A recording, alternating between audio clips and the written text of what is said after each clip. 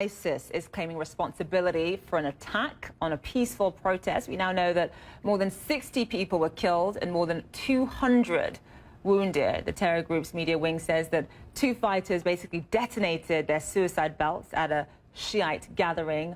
A journalist who was at the demonstration tells us he saw tens of bodies on the ground, some of them covered in blood, and he saw hundreds of people running from the scene. Senior international correspondent Nick Payne-Walsh joins us live now from Beirut. So, Nick, we know that this was not the Taliban. We know that ISIS has claimed responsibility. When you look at it in context, though, this terror attacks in Kabul, when you look at it in context, is this really the right time for U.S. troops to be reducing their presence in Afghanistan?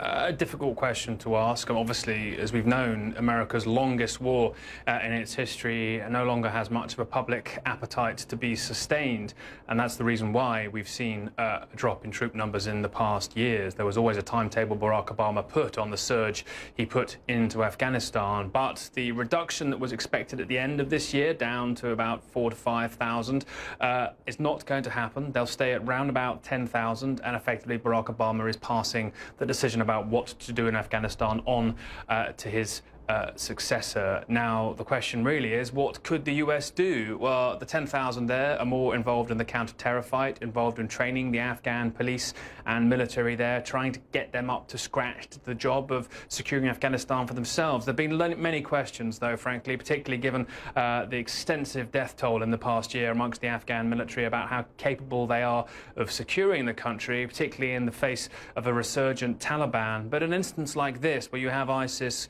so ruthlessly able and desirous of killing civilians massed together in central Kabul in a peaceful demonstration like this, there is not an awful lot, frankly, that you can do to prevent this kind of massacre.